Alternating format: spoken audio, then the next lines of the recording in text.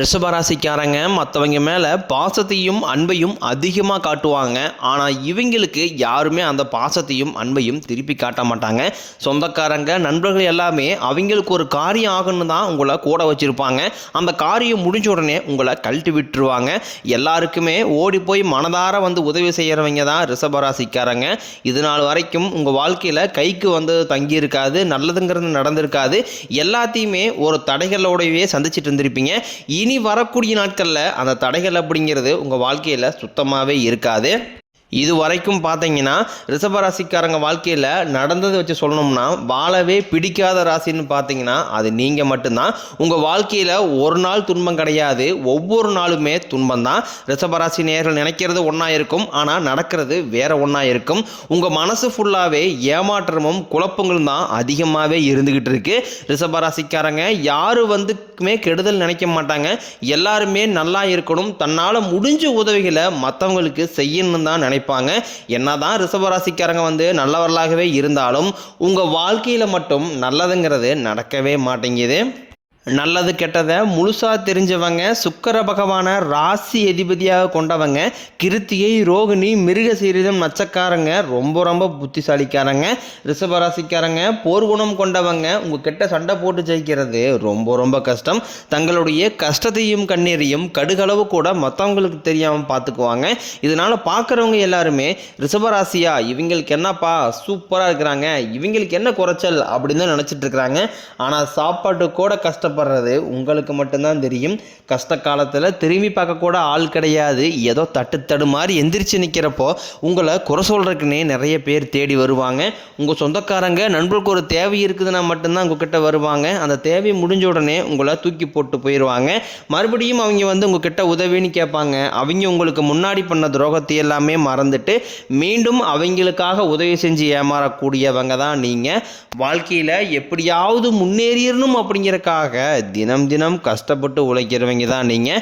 கடந்த காலகட்டங்களில் தங்களுடைய வாழ்க்கையில் நீங்கள் நல்லது நடக்க போகுதுன்னு நினச்சிட்டு இருந்திருப்பீங்க. ஆனால் உங்களுக்கு அந்த டைமில் ஒரு மிகப்பெரிய ஏமாற்றம் தான். புதுசாக ஒரு சில பிரச்சனைகளும் கஷ்டங்களும் தானாகவே உங்களை தேடி வந்திருக்கும்.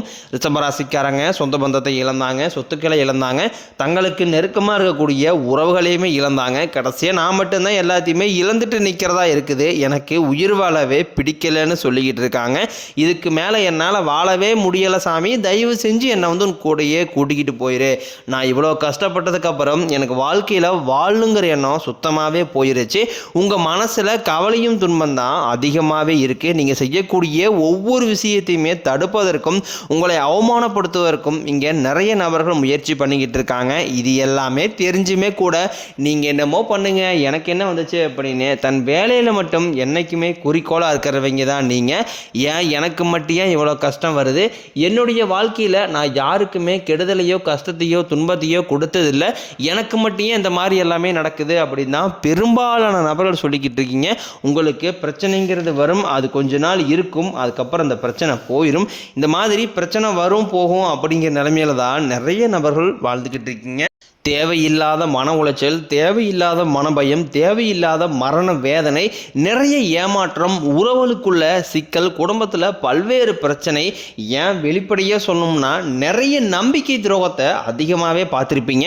உங்கள் மனசாட்சிக்கு மட்டும்தான் தெரியும். இந்த 3 வருஷமாகவே நிறைய நம்பி ஏமாந்துருப்பீங்க. நீங்கள் யாரையெல்லாமே உண்மையானவங்க, யாரையெல்லாமே நம்பிக்கையானு நினச்சிட்டு இருந்தீங்களோ அவங்க எல்லாமே உங்களுக்கு மிகப்பெரிய சித்திரவதைகளையும் மன அளவில் உங்களுக்கு அதிகமாகவே வேதனையை தான் கொடுத்துட்டு இருந்திருப்பாங்க. எப்படியாவது நம்ம வாழ்க்கை மாறிடாதா அப்படின்னு நினைக்கும் போது தான் 5வது இடத்துல குரு வரார். வரக்கூடிய குரு உங்களுடைய ராசியை நேரடியாக பார்க்குறார். இதன் மூலமாக மீண்டும் புத்துயிர் பெறக்கூடிய ஒரு வாய்ப்பு பார்த்தீங்கன்னா ரிஷபராசிக்காரங்களான உங்களுக்கு அதிகமாகவே உள்ளது. அடுத்து வரக்கூடிய 2026 அப்படிங்கிறது உங்களுக்கு நல்ல ஒரு முன்னேற்றத்தை தரக்கூடிய ஒரு ஆண்டாகவே பார்க்கப்படுது. அதற்கு முன்னாடி இந்த டிசம்பர் மாதத்தில் நம்ம இருக்கிறோம். இந்த டிசம்பர் மாதத்தில் பார்த்தீங்கன்னா உங்களுக்கு சனியுடைய வக்ர பயிற்சி பயிற்சியும் குருவுடைய வக்ர நிவர்த்தியும் சுக்கிர பயிற்சி இந்த 3 வருட கிரகங்களுடைய பயிற்சி பலன்கள் பார்த்தீங்கன்னா டிசம்பர் மாதத்திலிருந்து ஆரம்பித்து அடுத்து வரக்கூடிய 2026 ஜூன் மாதம் வரைக்குமே இதனுடைய பலன்கள் அப்படிங்கிறது உங்களுக்கு முழுமையாக கிடைக்க போகுது. இதன் மூலமாக கடந்த காலகட்டங்களில் நீங்கள் சனி பகவான் மூலமாக எதையெல்லாமே இழந்துட்டு கஷ்டப்பட்டு வருத்தப்பட்டு இருக்கீங்களோ அது அனைத்தும் இந்த சனியுடைய வக்ர நிவர்த்தி மூலமாக திரும்ப பெறக்கூடிய ஒரு காலகட்டமாகவே பார்க்கப்படுது. அடுத்ததாக பார்த்தீங்கன்னா குருவுடைய வக்ர நிவர்த்தி உங்களுடைய ராசியில் குரு பகவான் பார்த்தீங்கன்னா 5ஆம் இடத்துல வந்து உங்கள் ராசியை பார்க்கறதுனால ஒட்டுமொத்த குரு பயிற்சி பலன்களும் உங்களுக்கு வரக்கூடிய நாட்களில் முழுமையாக கிடைக்க போகுது. குரு பயிற்சி ஆனது பார்த்தீங்கன்னா மே மாதமே ஸ்டார்ட் ஆயிடுச்சு. ஆனால் உங்களுக்கு ஒரு சில காரணங்களால் பார்த்தீங்கன்னா இதனுடைய பலன்கள் கிடைக்காம இருந்தது.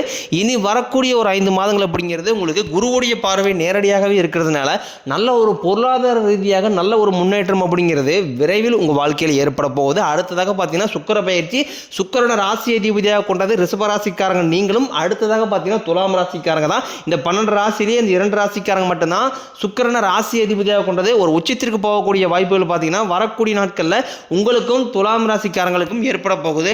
கடந்த காலகட்டங்களில் நல்ல ஒரு வேலைங்கிறது கிடைச்சிருக்காது. ஏதோ ஒரு கிடைக்கிற வேலைக்கு ஒரு 10,000 சம்பளத்துக்கோ 15,000 சம்பளத்துக்கோ பிடிக்காத ஒரு வேலையை குடும்ப கஷ்டத்துக்காக வேறு வழியே எல்லாம் செஞ்சுக்கிட்டு இருந்திருப்பீங்க. ஆனால் இனி வரக்கூடிய நாட்களில் நீங்கள் படித்த படிப்புக்கு ஏற்ற மாதிரியும் உங்களுக்கு பிடிச்ச மாதிரியும் நீங்கள் ஒரு அரசாங்க வேலைக்கு ட்ரை பண்ணாலும் சரி, இல்லை ஒரு ஐடி ஜாப்போ ப்ரைவேட் ஜாப்போ பேங்க் சேரும் நீங்கள் எங்கே வேலைக்கு ட்ரை பண்ணாலும் அந்த ஜாப் அப்படிங்கிறது உங்களுக்கு நிச்சயமாக கிடைக்க போகுது.